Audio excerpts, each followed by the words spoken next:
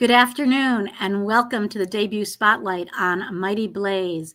My name is Ellen Comisar and I'm here today to talk about The Tortoise's Tale with its author, Kendra Coulter. For those of you who are already Blaze Nation, welcome back. We're always delighted to see you. For those of you who are new to the Blaze, welcome for the first time. We hope you like what you see and will continue to tune in. We are a team of about 30 creative professionals, all volunteers who are dedicated to connecting writers and readers. We started in the age of COVID, actually March 2020, and are now 5+ years strong and have no intention of going anywhere. So if you like what you see here, please follow us. We are on Instagram, TikTok, Facebook, and Twitter, which we refuse to call X.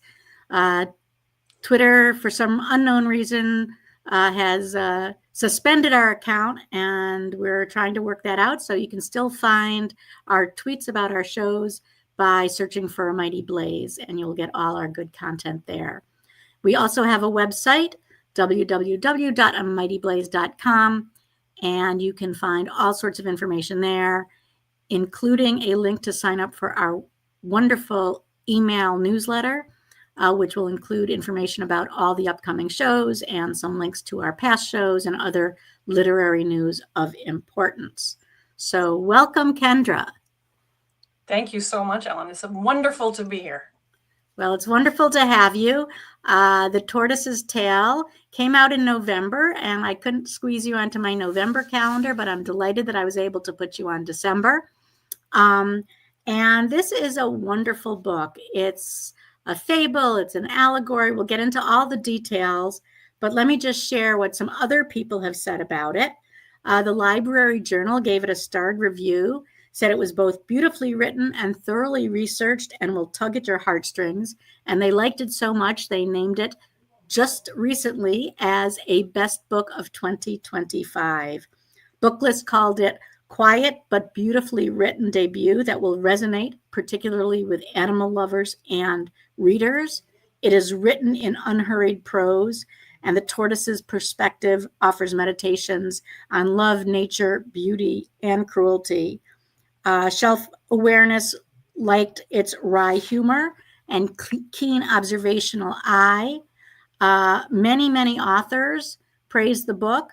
Andrew Westall said it reminds us that the key to walk a mile in another creature's shell, and that this is a welcome source of inspiration in a time of our diminishing nature. It's remarkable, unforgettable, wildly imaginative. Kendra Coulter has pulled a magic trick with a novel that is both captivating, imbued with humor and heart, and an urgent warning about the future of our planet. It is powerful, urgent, important, and a new kind of story for our crazy century. That's some great praise. And we're already hearing from a reader who says it's beautiful and thoughtful and that she loved it. So thank you, Mary. Thank you. All great. Must have been a big excitement to start reading all these reviews. It's been thrilling, and to know that your words, your ideas, your characters are really touching people's hearts, and sometimes they're saying that it's touching their souls, is really deeply meaningful. And writing this book and bringing this character and her multi-species community life has been one of the greatest joys of my life. Well, we will talk a little bit more about the book itself, but first let me just talk a little bit about you so you can sit back and relax, because I'm sure you know all the details in your bio. Kendra Coulter earned her PhD at the University of Toronto and is a professor at Huron University College at Western University, where she leads the world's first major in animal ethics and sustainability leadership. She is a fellow of the Oxford Centre for Animal Ethics in England, and the author of some nonfiction work, including Defending Animals, Finding Hope on the Front Lines of Animal Protection.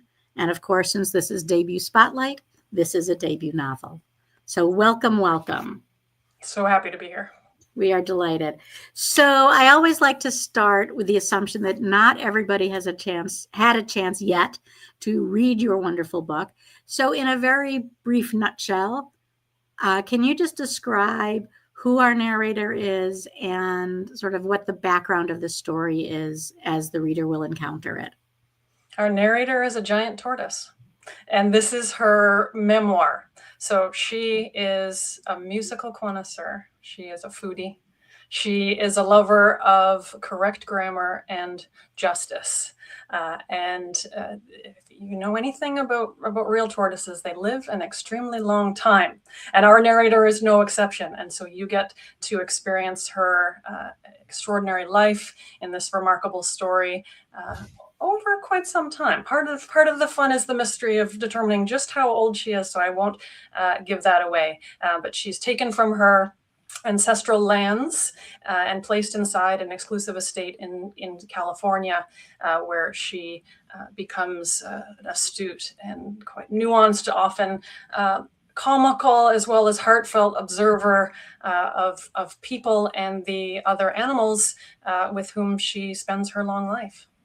She's a great expert on understanding the human condition, which is quite interesting. You kind of forget that you're listening to the wisdom of a tortoise. I appreciate that. Yes, and it's so interesting evoking an animal's voice. So of course, there's a great tradition of animal autobiographies or memoirs. Such appreciation for Anna Sewell with The Extraordinary Black Beauty, which fundamentally changed how people saw and thought about horses in really significant ways. And then others since then, Beautiful Joe by Marshall Saunders, who was Margaret Marshall Saunders, but at the time writing under a man's name, and extending up to now. So I'm so grateful to be building on the tradition of animal-centric writing, but also hopefully offering something fresh and unique. This made me think back to many of the books that I read as a child and that I read with my daughter when she was beginning her interest in literature.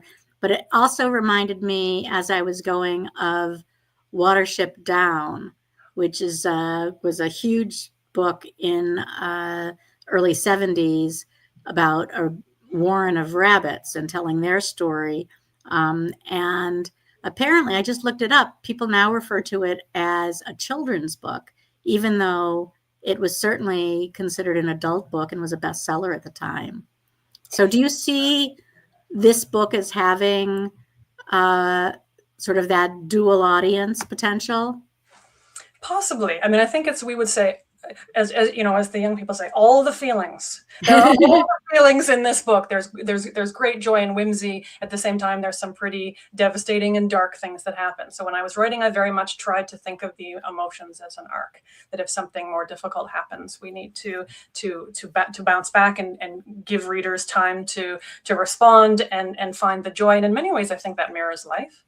That we see horror coexisting alongside hope, and that as people, as citizens of this world, we're all trying to balance and navigate difficult times, but also seeing the joy and the incredible accomplishments that people have faced. So I think it could certainly work extremely well in university classrooms. I think that high school students would really love this. I know there are some people who are reading it with sort of earlier teens and working through some of the more difficult material, right? She lives a very long time, so there's going to be death.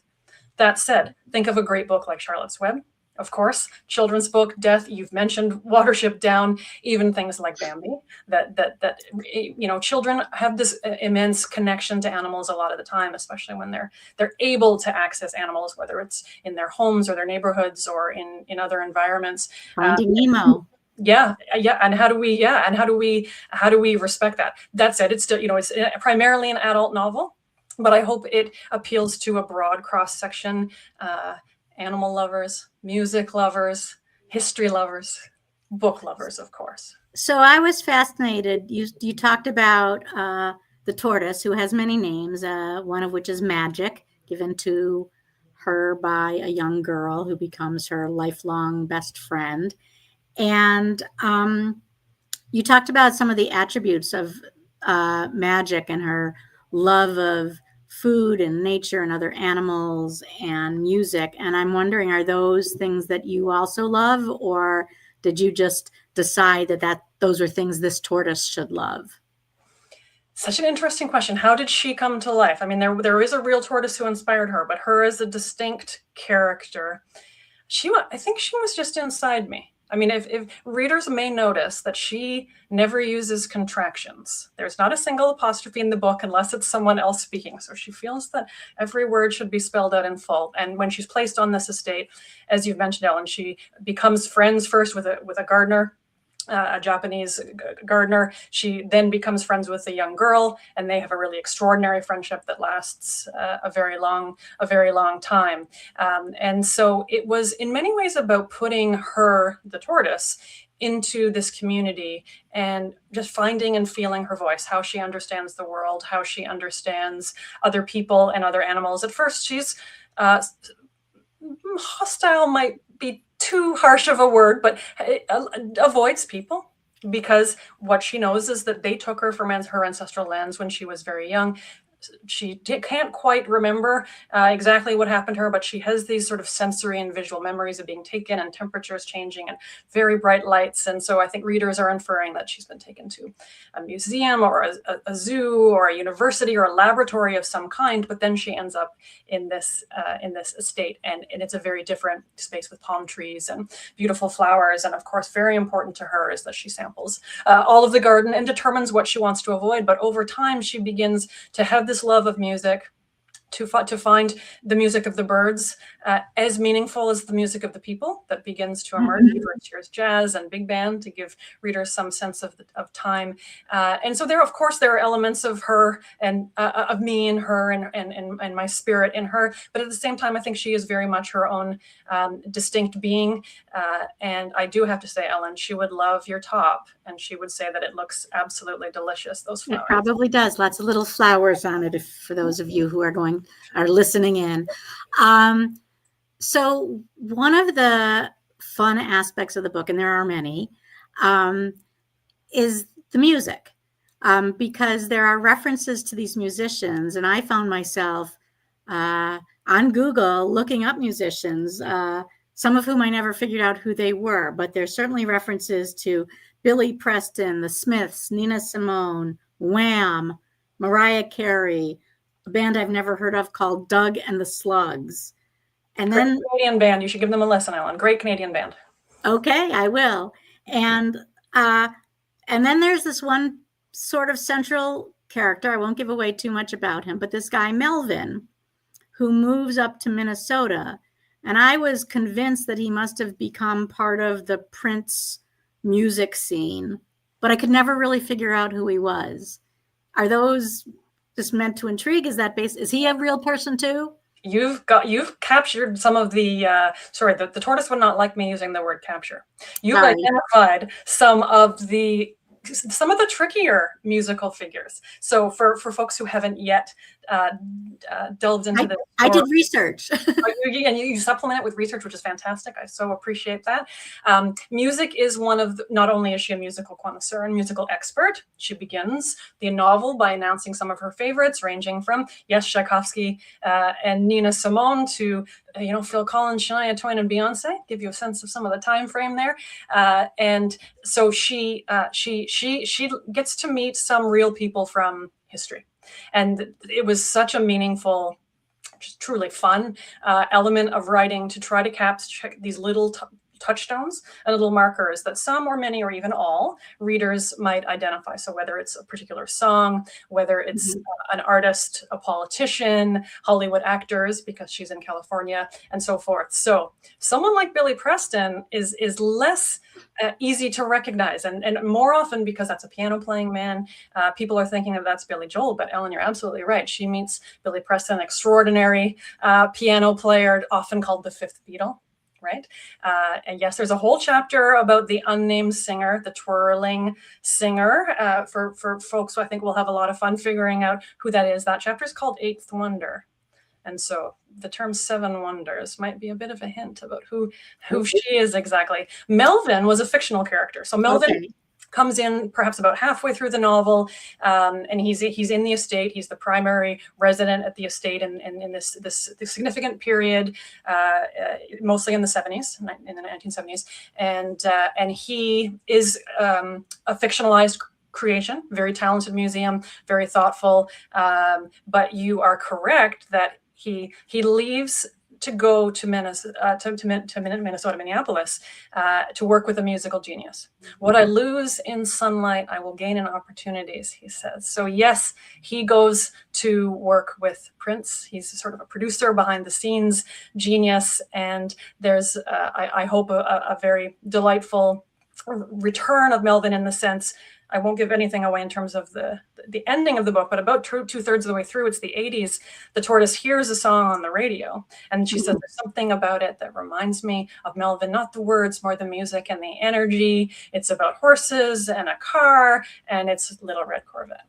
So he understands that she can almost feel Melvin's presence through that song. And I hope that these inclusions are enjoyable for readers, for fun. I too, Ellen, did some research of things like, what were the top 10 songs in the beginning of June in 1956? And then which of these match my themes? Because every single person or song or book reference you can see reflects some of the central themes of the book. So, for example, one of those songs, from the 50s that was very popular was Mr. Sandman. And it's like, that's a recognizable song that lots of readers will be able to identify. It sounds like one that our character Lucy would like. She also likes The Book of Love by the Monotones, and this is in many ways a book of love. But Mr. Sandman is also about sleeping and naps, and the tortoise is also a passionate napper. So in addition, that's a more of a fun connection, but I was choosing lyrics or people, books, characters, individuals who would connect with some of the central themes of the book with respect to ecological issues in the environment, with respect to kindness and compassion versus cruelty and callousness, women's well-being, the oppression and liberation of marginalized folks. I wanted it all to be interwoven. There is plenty of that. So as much as this is this magical book, and can you hold it up for me so our readers can see the delightful cover of The Tortoise's Tale? For those just joining us, we are talking to Kendra Coulter, who has written her first fictional book, and it's a beautiful book told by the tortoise. It's the tortoise's memoir. So Kendra's just along for the ride, apparently. So, and just to get back to the story, we have a very wise tortoise. And the music, first of all, helps us place this lengthy life in perspective, that you sort of know what period of time we're now talking about. And you do see it through the aging of the human animals. But since the tortoise pretty much looks like the tortoise looks at whatever age she is, this is how we understand the tortoise, where we are in time. And we deal with a lot of different issues, which I think will appeal to readers of all ages, especially like the teenagers. I think some of the climate issues, when it gets smoky in California, obviously big issues around the fires and what's happening and what we're doing to our climate. One of the things that I thought, and it goes back to the tortoise's arrival in the United States, which is somewhat ambiguous, this great quote, here is the tortoise saying, "Some men got to make that decision about my body and my life. The impact of their choices have affected an entire group." Well, clearly reading that from the perspective of a woman who cares about reproductive rights, our tortoise is really insightful. Yes, absolutely. And there's a whole chapter called Choices. Yes. The tortoise is her own character. She Absolutely. Is simultaneously an allegory for other animals, for women, for marginalized folks. She is also a prism, and we know prisms sort of refract light and make beads of and rays of color that help us see things in a different way or more clearly. And in many ways, it is an ecofeminist novel. It looks at the ways that animals, women, girls can be harmed directly or indirectly by decisions of other people, other women and Mhm. other men.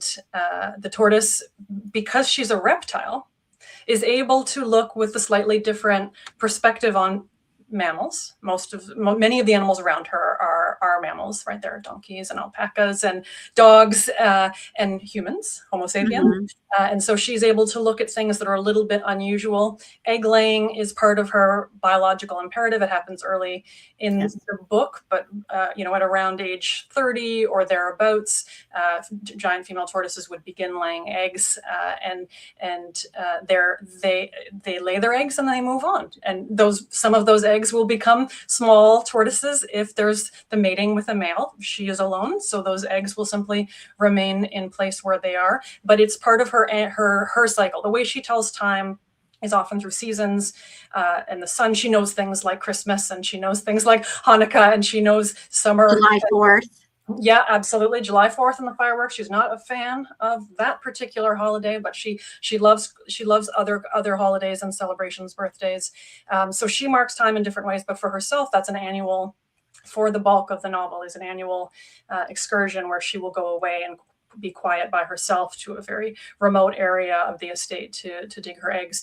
And so she sees mothers and daughters and parents and different family groups and organizations over the course of her life, and sort of reflects on that, and of course never becomes a mother herself, though sees it. And later on, there's the girls and an older woman discussing motherhood and the biology of reptiles, but also the choices about whether she would want to be a mother and if that should be up to her, etc. But as you note, and as she notes, she was not given that choice. No.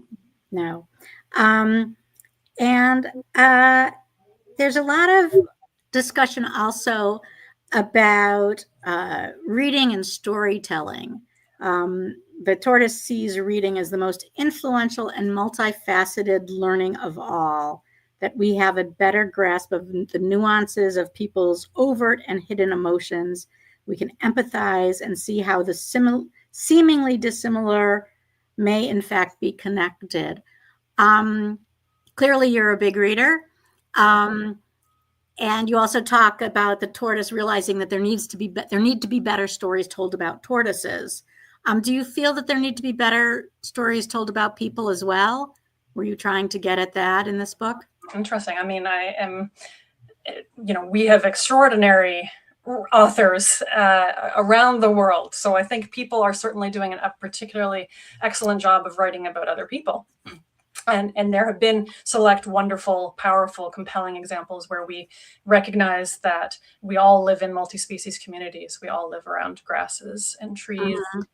And around other sorts of animals. But I would like to see, and I am very committed to writing fiction that tries to recognize and honor animals as characters, as subjects, not simply as objects. She's very adamant about not being called an it, that she is someone and not something. She's very adamant that she is a she. So I think that it's an honor and a privilege to be able to write these kinds of stories. I certainly have more that I want to say, and the reason that the books are so significant, or one of the reasons in this particular novel, is and culture more broadly. In many ways, it's about the power of creativity to cultivate compassion and solidarity. But when you delve into a lot of the key canonical texts that appear, things that were taught to children, even things that we see, for example, there's a little shout out to Emily St. John Mandel. There's a traveling symphony, or as the tortoise calls it, that is accompanied by a ballet that comes into the estate, and it's Peter and the Wolf, which is performed, and there's some hunting or discussed, and it's Swan Lake that's performed. Right. So the discussion of Peter and the Wolf, which Lucy, who's sort of a teenager at this point, had seen, and she says, "I liked the music, but I wasn't sure about the story, because if Peter and the Wolf is about hunting, Swan Lake is the ballet that's performed. It's about hunting." And when you start to unpack these things, Alice's Adventures in Wonderland is a key central canonical text. Charlotte's Web, there's very passing reference to someone reading Black Beauty, and the tortoise says, "It just sounds absolutely marvelous. This story written by a horse. I was mesmerized."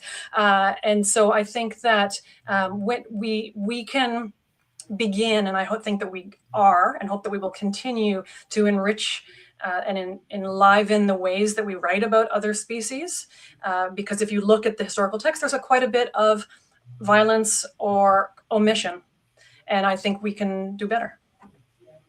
Well, one of the things when the tortoise magic gets to listen in, when Lucy as a young girl is also listening in on her older brother's lessons, and there's some language discussing, you talk about why should somebody be limited and not get an education, which, Lucy is eager to learn, and not so much that she wants to be like her brother, but she's jealous of that he's older and can learn. But so both Lucy and the tortoise listen into these lessons which are happening outside, and the tortoise says, I had never heard myself or even someone remotely like me represented before.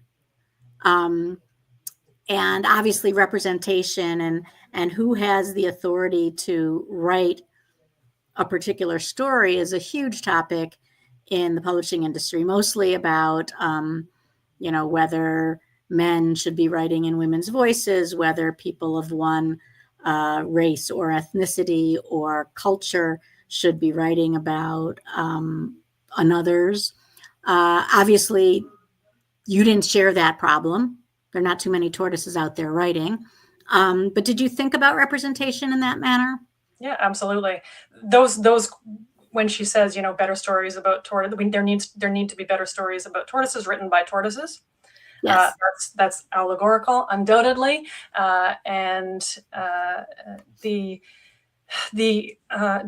real life is diverse. People are, as you say, differently able to share their stories, champion their perspectives, and so this novel needed to be diverse because that is the reality, right? You're going to have different folks represented. The LGBTQ community is very significant. There's a Japanese, multi-generational Japanese family that's very significant.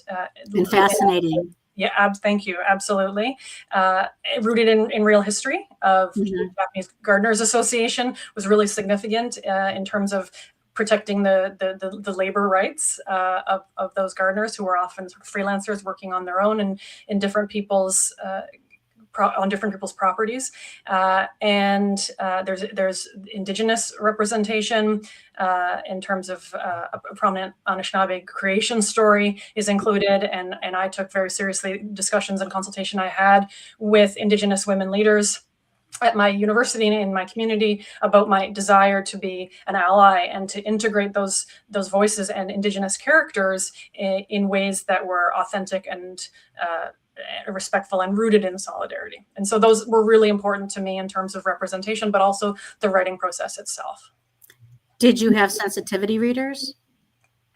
Not specifically, but my editors were very attuned to that, and were able to convey some things that we adjusted and changed. And there was something not necessarily related to sensitivity readers, but they're very much related to violence against women. There was another violent act against a woman in the story that ended up being removed because the editors thought, we are covering a fair bit of heavy content here, especially near the end. Yes. And so let's try to find that balance for readers in terms of understanding the problems and the cruelty while keeping the emotions balanced. So I love hearing readers' emotional responses to this, that people say that they're crying, but in a good way, if that makes sense, that they're feeling the catharsis, they're feeling, they're very much empathizing with our tortoise, who yes goes by many names. I often just call her the tortoise, although each name is special, as she says, and it's a challenge to represent the difficult and cruel things that we do to each other while still keeping readers' hearts safe. And so I took that very seriously. And because I had such a broad range of characters and things that happen, I think there are different things that affect particular readers depending on their age, their personal experiences, their gender identity, their ethno-racial identity, those components, their class location. their citizenship status, and that this can also change over time. I hope this is very much a timeless novel. We won't say when exactly it ends. It certainly goes up to 2025, and perhaps it goes beyond. But I hope that these themes of the transcendent power of creativity and compassion, and these roots and branches that connect us all, our shared vulnerability and possibility. Yes. I hope that these transcend all time. I think they will. I think if you could hold up your book again, we were talking about The Tortoise's Tale, a memoir told from the perspective of the giant tortoise who lives on a California estate over a lengthy period of time, as giant tortoises tend to do. And one of the things, going back to this, the tortoise has many names. I mean, one of the central stories in the opening of the Old Testament is how Adam goes around and names all the animals, and that gives Adam some sort of power, and he seems to see himself as the dominant person in this Garden of Eden. And clearly our tortoise is getting multiple names. And it was that sort of this idea of, I mean, to me, it struck me like sort of reminiscent of that story. Like, okay, you guys are giving me names, but I'm going to outlive you all. Mm-hmm. That's so interesting. Yeah, she delights in getting her first name from Takeo, the gardener, and it's a Japanese name that means big helper, which is of course very fitting. But even more than getting the name Daisuke, she delights in the fact that he saw she is someone. Yes. And so the act of being given a name helped validate something that she knows inside of herself, which is that she is present, she is conscious, she is sentient, she feels joy and excitement, as well as fear, pain and sadness, and it has that full range of emotions. So the act of being given names, she finds very, very much about honor, about being recognized, and so she's given a whole series of different names, each of which she enjoys. It's an interesting question. What would she call herself if she were asked? And I don't know. It's that might be one of those sort of mysteries of our characters that we can ponder. But it was enjoyable to create the names too. Of course, she gets named Shelley at one point, because you can't have a giant tortoise animal and not call them Shelley at some point. But the names also evolve in meaningful ways. They very much reflect the socio-historical and cultural context, the people who are around her, and so rooted in this idea of being seen as someone. I think it's interesting because the characters who do provide names for the tortoise are the ones who love her the most and who respect her the most and care for her, and the ones who show up and just see her as an object to be tormented, teased, picked up and moved, all these things. Those are the ones who haven't given her name. And so it's sort of an interesting twist on the original Old Testament story, that they, the bullies in the story, the ones who are trying to lord things over her, are the ones who haven't yet seen, and for lack of a better word, her personality and her inherent being. Yeah, her inherent being and her inherent worth. No, I so appreciate that. And something that readers will also notice about the bullies is that those who are hostile towards the tortoise are usually also hostile towards a woman or a girl nearby. And that reflects the reality that often abuse or cruelty towards animals can be a red flag or a precursor for expanding or accelerated forms of harm and criminal activity. But less known is that many animals are abused alongside vulnerable people or neglected. And that so the abuse can be subsequent, but it can also be simultaneous. And so being attuned to how people are viewing animals is often an indication of how they're going to view other people too. So at one point, Magic, our beloved tortoise, says, I don't know if the publishing industry is quite ready for a biography of or autobiography of a tortoise. So I'm wondering, how ready did you find the publishing industry? How did this book come about? I mean, you are clearly a noted scientific animal ethicist, professor. How did you get to the point where now we call you a debut novelist? It's been quite an extraordinary journey, and I mean the book is rooted in more than a decade of research in animal ethics and sustainability that I have done, but it was actually inspired by a real tortoise whose name is Jonathan, and he was having a birthday, so he was in the news all over the world, and he was having 190th birthday. Wow. So he was taken out of his homeland in the Seychelles Islands on the eastern side of the African continent and taken to the island of St. Helena on the western side. And history buffs may recognize that name from Napoleon. And he has this photo was circulating around of him with these men, one very sort of colonial figure in the uniform, and sort of probably Black African locals nearby. And I thought, what an extraordinary perspective.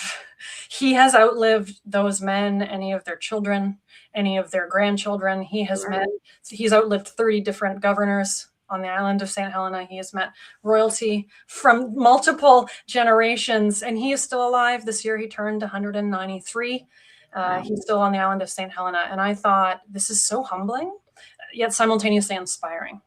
And so I chatted with my literary agent. Shout out to Chris Bucci, who's my absolute champion. I'm so grateful to him. And I said, I have this wild idea. And he listened and he got quite excited. He said, it's weird. Run with it. And so was he your agent on your nonfiction books? Yes.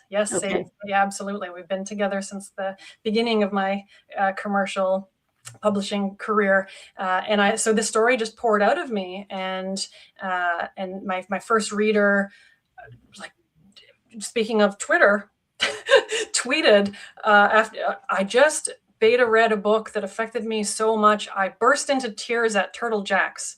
I don't know if you have Turtle Jack's in the United States, but it's a chain of restaurants.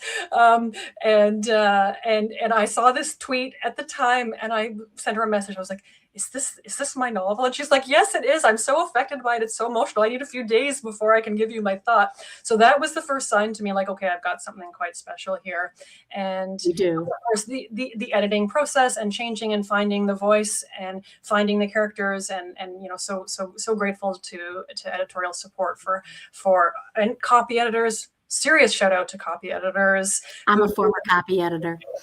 Incredible. So much respect to you. So grateful. We need more copy editors everywhere in this world. And many people were like, this is the kind of unusual thing that, well, of course, people want to read books about people. First and foremost, they do. This is a book about people as well as animals and tortoise. And so it was just trying to do something distinct, something fresh, something meaningful, something truly human animal, so that it's about multiple species. And I was inspired by Jonathan and his real life story. The novel is dedicated to him and to another remarkable tortoise named Fernanda. I won't talk too much about her, but after people have read, you may wish to search Fernanda Tortoise. Have you spent time around giant tortoises yourself? I have not. I have never met a tortoise, and I'm okay with that. At some point, perhaps I will go to the Galapagos Islands. They're being rewilded in Mauritius, I believe, also on the Seychelles Islands. Jonathan's home. I would like to see them in their natural habitats in their communities at some point, perhaps. But I'm comfortable knowing that they're out there and that we're taking them more seriously than we used to. They were eaten to extinction. There are whole. They've been around for 250 million years on this planet, and we have in the last 200 years wiped out whole species of tortoise. So I'm glad and relieved and grateful that people are prioritizing real tortoises and their lives. I'm just happy knowing that they're out there living their lives, finding delicious fruits, enjoying the music of the birds. Great. Fantastic story about the inspiration of this book. Yes, it truly is. We have one comment that I'd like to put up, and writing the book must have given you a perspective on zoos and what these animals are subjected to outside of their natural habitat. Can you talk to that a bit? I'm sure as an ethicist in this area, you've devoted some thinking to it. Yeah, I mean, in many ways, it is a critical interrogation of captivity. And that people, especially in the past, but to this day, continue to take animals from their natural spaces to hold them in captivity for display, for entertainment, for objectification, for a whole range of reasons. And that it continues to be a theme right to the very last few paragraphs of the book, which I don't want to give away. But she never calls the estate her home. She talks about this place, and she's very devoted, and in many ways she too becomes an allegory for the space itself and the landscape itself, this sort of secret garden or walled garden in which she's placed. Despite its size, there are still literal walls around her, and she contemplates the free birds and the animals who come and go, and even how our species treats animals who are very similar in a lot of ways, quite differently. So that some birds are in cages and some birds are free, and some birds are consumed, and some birds are allowed to live their lives and admired by us as beautiful creations. So I hope that it will invite people to think about captivity, to think about a range of different kinds of animals. In many ways, it's about endangered species. It's about companion animals who live with us and work for us and do some extraordinary work for us in difficult times. It's about farmed animals as well. A few different farmed animals appear. And so I really do hope that it invites people to consider animals' perspectives and experiences, and thankfully in society, across North America and in many parts of the world, where we are increasingly asking those questions beyond the pages and saying, should we be acting and doing things different? Because every day we're making choices. Every time we vote, we're making choices. Every time we spend money at a grocery store or at a clothing store or on on a tourist venue on a tour in the summer. And so we can be making positive choices for each other and including animals in our webs of compassion and solidarity. Are there certain places or environments where human animals can engage and see and experience other animals that are better than zoos? I mean, I think about friends who go on safari, where the animals are on a preserve and are protected, but also out in the wild, and the guides know, they have named these animals, but they also know the lineage and whose cubs are whose and whose kits are whose, et cetera, et cetera. Are there any? I mean, I would assume that's a better alternative than a physical cage with metal bars, but are there other examples that you can think of or that we should be thinking about when we plan our vacations and trips? Yeah, I think I always want to encourage people to recognize the inherent beauty and value of your animal neighbors. Wherever you live, there are going to be some extraordinary animals around you. And for people in other parts of the world, those animals are remarkable. That you have cardinals, or that you have, bluebirds or blue jays or whoever, that in other parts of the world they simply do not have, and they marvel. And so we look elsewhere and say, oh, those are incredible beings, zebras and giraffes and elephants. And I will say this, they're all incredible. They're all incredible in their own ways, all of these animals. And so looking for spaces like, responsible, ecotourism, where the animals are being respected, where it's not always about the person watching, but rather the animals and their right to privacy, or their right to freedom of association, their right to movement can be really significant. There are some remarkable examples. On the African continent, there's a great organization called Reteti that is working with, it's many ways indigenous led and partnered, and it's protecting elephants and providing them with lifelong care and supporting the local community. Those sorts of efforts that recognize that there is something extraordinary about being able to be in the presence of an animal. Perhaps you don't need to touch them. Perhaps you don't need to be right up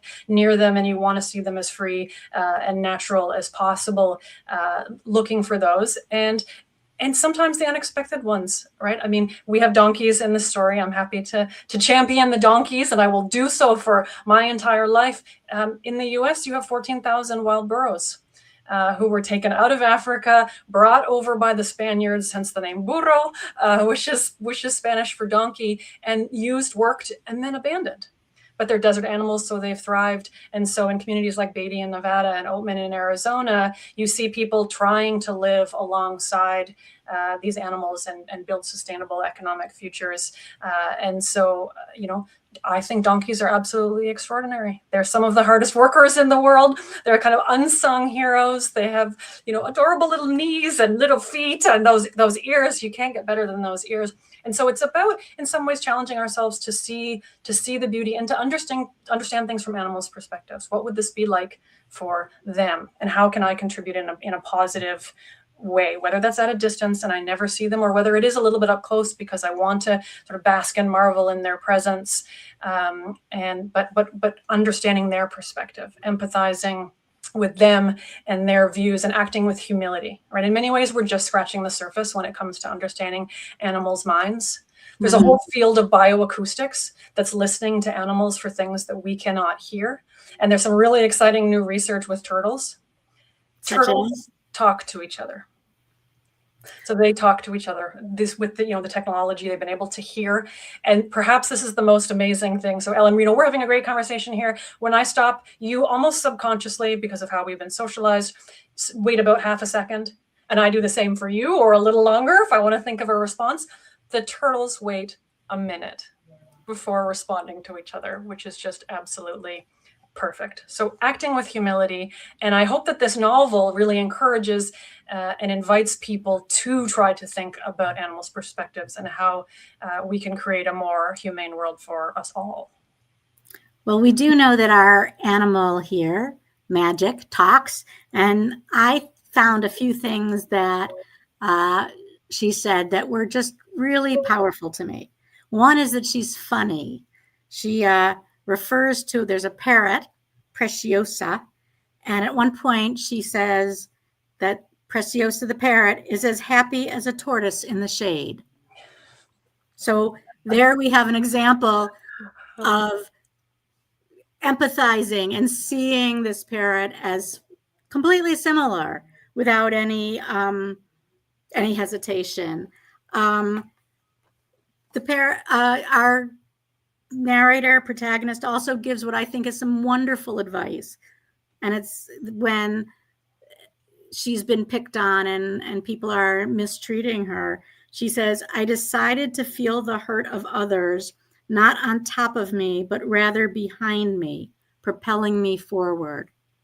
What a great lesson that is for all of us. Absolutely. And finally, this was fascinating. There are movies being shown on the estate outside. And of course, Magic is fascinated by movies and how people can move around and go from room to room. And she says, and recognizes that they are fictions, that they are not necessarily technically true, but that they have revealed truths nonetheless.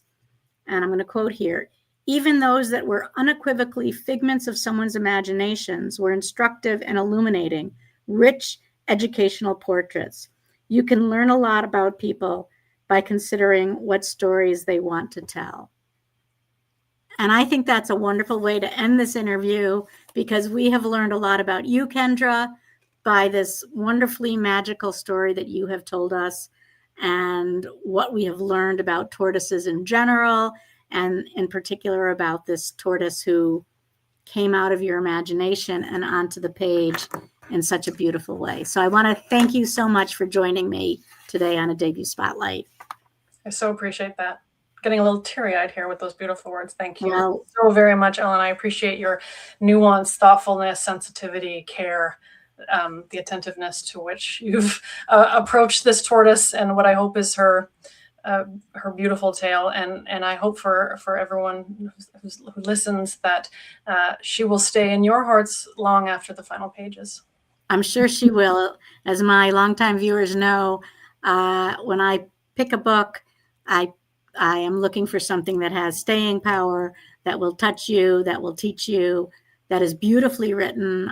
You know, if it's just the story, it doesn't grab me. It has to be lyrical and beautiful. And this book has all of that and more. So thank you very much to Kendra Coulter for joining me. Please remember to follow us on all our social media, retweet us, like us, share us, do all those good things that you can do on social media. Don't do the bad things.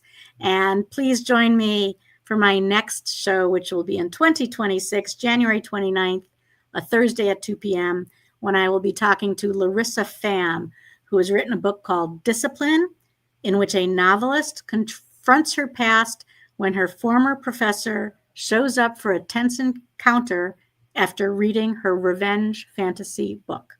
It's a great read, and I hope you will join me then.